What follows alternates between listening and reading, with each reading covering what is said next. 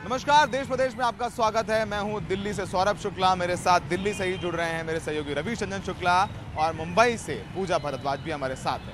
शुरुआत करते हैं शाहीन बाग से। हम शाहीन बाग की उसी इमारत के बाहर खड़े हैं जहां से आज एमसीडी के बुलडोजर पहुंचने पर बांस बल्ली हटा ली गई। यहां पर अतिक्रमण हटाने के लिए एमसीडी की टीम आई थी सैकड़ों पुलिस वालों के साथ, लेकिन उनको अवैध अतिक्रमण नाम पर सिर्फ बांस बल्ली मिले जिसे लोगों ने हटा लिया। आज काफ़ी भारी विरोध प्रदर्शन भी हुआ, लेकिन एमसीडी को यहाँ अवैध उसके अलावा कुछ नहीं मिला। देखिए आज यहाँ कैसे चला 3 घंटे हाई वोल्टेज ड्रामा, हमारी इस रिपोर्ट में। तकरीबन 3 घंटे चले हाई वोल्टेज ड्रामे के बाद एमसीडी के बुलडोजर को शाहीन बाग से बैरंग लौटना पड़ा।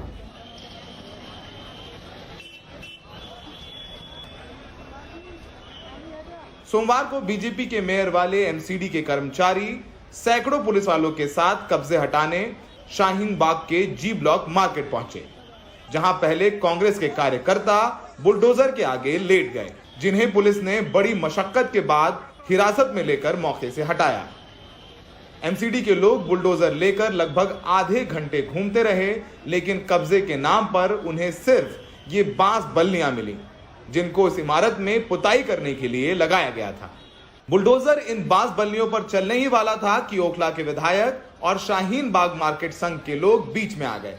एमसीडी को कहा गया कि ये बांस बल्लियां यहां के लोग खुद हटा लेंगे। फिर 10 मिनट में ये बांस बल्लियां हटा ली गई और एमसीडी का बुलडोजर लौट गया।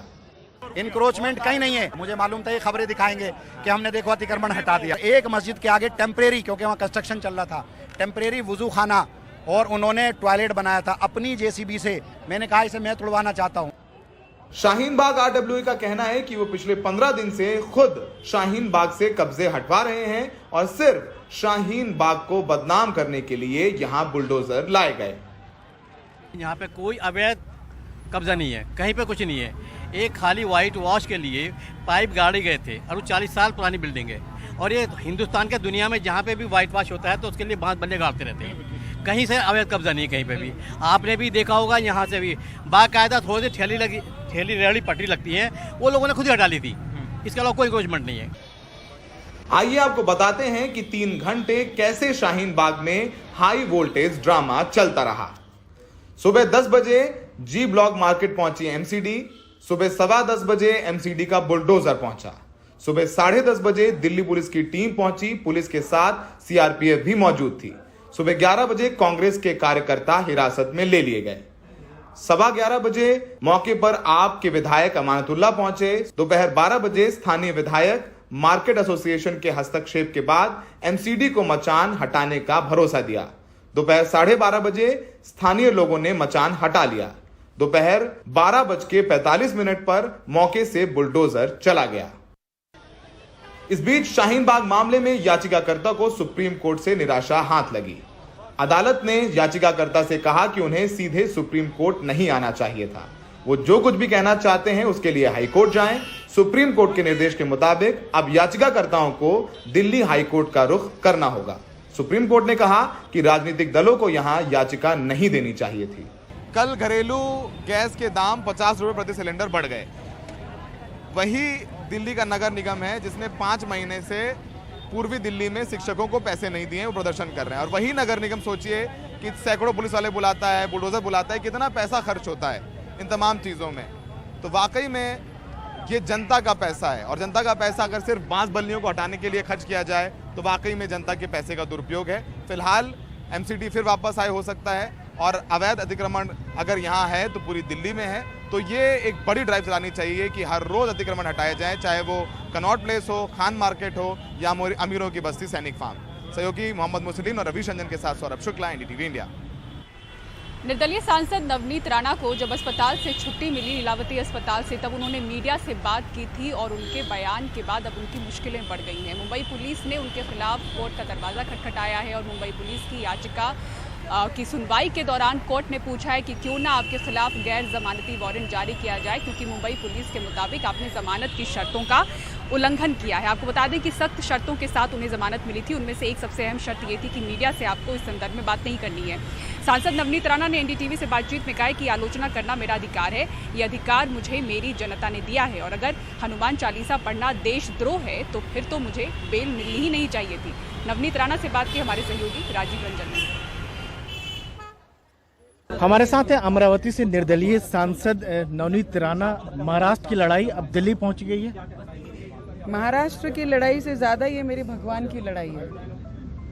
मेरे भगवान की लड़ाई जो मैंने शुरू की, मुझे लगता है जो महाराष्ट्र में आज मैं सभी जनता को ये ज़रूर पूछना चाहूँगी, मेरे पूरे भारत देश की, कि हनुमान चालीसा पढ़ना देशद्रोह है।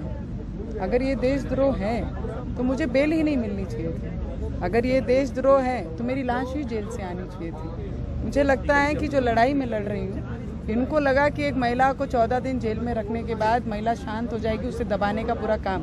तो मुझे लगता है मैं ये भारत देश की नागरिक हूँ और एक महिला हूँ। मैं लेकिन झुकने में से नहीं हूँ, लेकिन उनका आरोप है कि जिस तरह का भाषा का प्रयोग किया था आपने चीफ मिनिस्टर को लेकर, कानून व्यवस्था बिगड़ने की आशंका थी, इस वजह से। मुझे लगता है जो राइट्स, जो अधिकार मेरे लोगों ने मुझे दिया है, अगर कोई व्यक्ति काम नहीं करता है तो उसे क्रिटिसिज्म करना ये मेरा कर्तव्य है। जो अधिकार मुझे बाबा साहब ने दिया है, वो अधिकार का इस्तेमाल मैंने किया है और आगे भी उसका इस्तेमाल करूंगी। राइट टू स्पीच बोलते हैं, फ्रीडम ऑफ स्पीच, ये मेरा अधिकार है जो बाबा साहब ने दिया है, तो उसमें बोलने के लिए कोई मुझे बंदी नहीं ला सकता। लेकिन शिवसेना का ये भी कहना है कि बीजेपी के इशारे पर सब कुछ आप कर रही हैं। मुझे लगता है कि अब उन्हें ये ज़रूर दिखाना पड़ रहा है कि बीजेपी के इशारे पे है, और बीजेपी के बहुत सारे मेंबर हैं, उन्हें नवनीत राणा के सहारे की ज़रूरत नहीं है। प्राइम मिनिस्टर देश में नहीं पूरे वर्ल्ड में फेमस हैं। मोदी जी को ऐसे हमारे एक मेंबर से कुछ ज़्यादा फर्क पड़ेगा नहीं पड़ेगा मुझे नहीं पता। हम कोर्ट का पूरा रिस्पेक्ट करते हैं, करते थे, करती हूँ, करती रहूँगी, उसमें कोई डाउट नहीं। पर उसके बाद जो अधिकार मेरे पास है वो अधिकार का इस्तेमाल मैं ज़रूर। ब्रेक के बाद आपको दिखाएंगे तूफान आसानी का असर।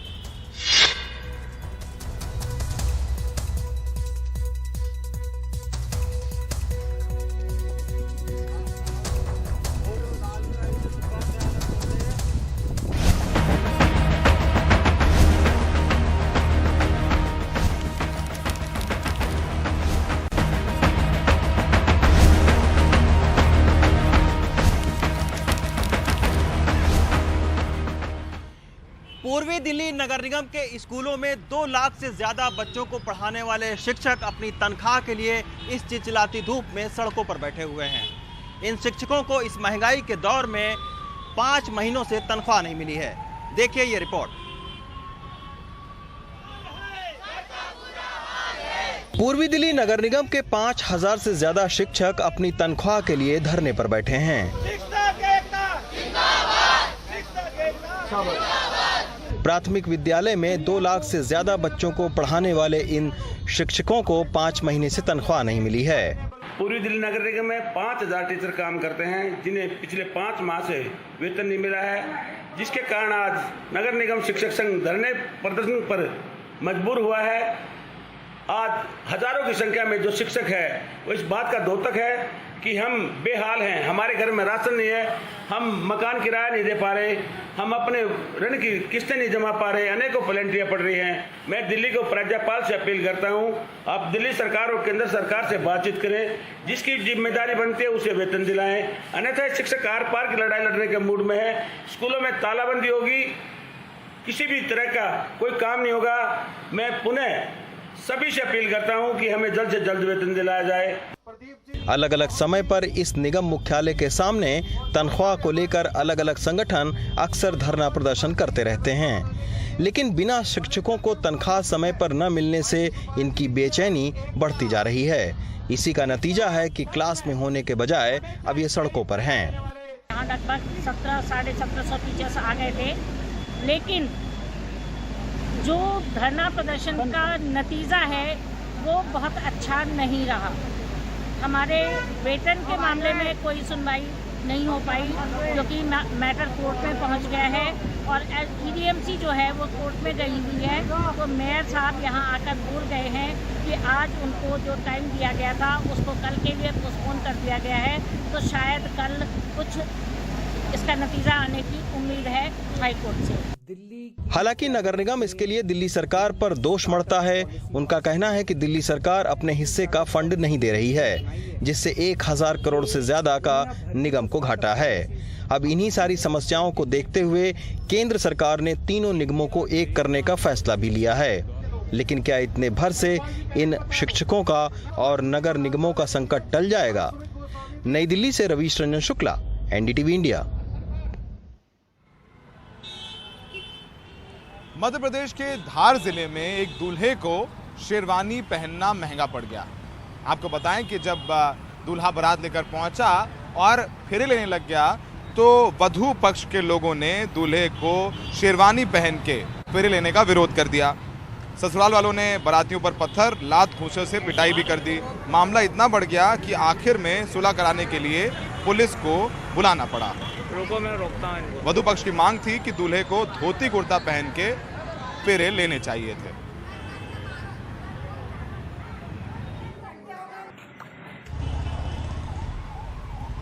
और अब खबर महाराष्ट्र के नागपुर शहर से, जहां पर भीषण आग लग गई एक रिहायशी इलाके में और 100 झोपड़ियां झुलस गईं। सुबह 10 बजे के करीब ये आग लगी और इस इलाके में मजदूर रहते हैं। हालांकि इस हादसे में किसी के हताहत होने की सूचना नहीं मिली है, लेकिन हादसे के बाद एक नाबालिग लड़की लापता है जिसकी तलाश की जा रही है और अब आग पर काबू पा लिया गया है। आग लगने के कारणों का फिलहाल अभी पता नहीं चल पाया है।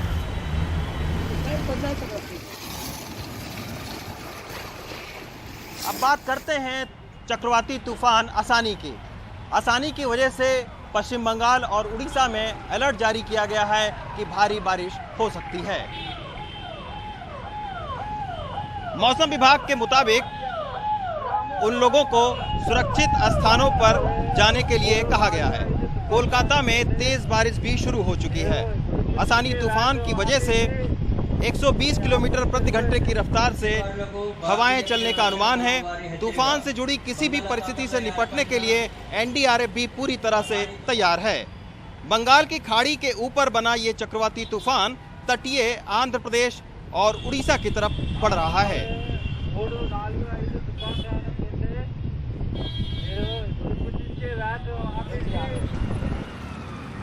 तो आज के लिए देश प्रदेश में इतना ही। दिल्ली से मेरे सहयोगी रवीश रंजन, मुझे और मुंबई से पूजा को दीजिए इजाजत। देश दुनिया की तमाम खबरों के लिए बने रहिए NDTV इंडिया पर।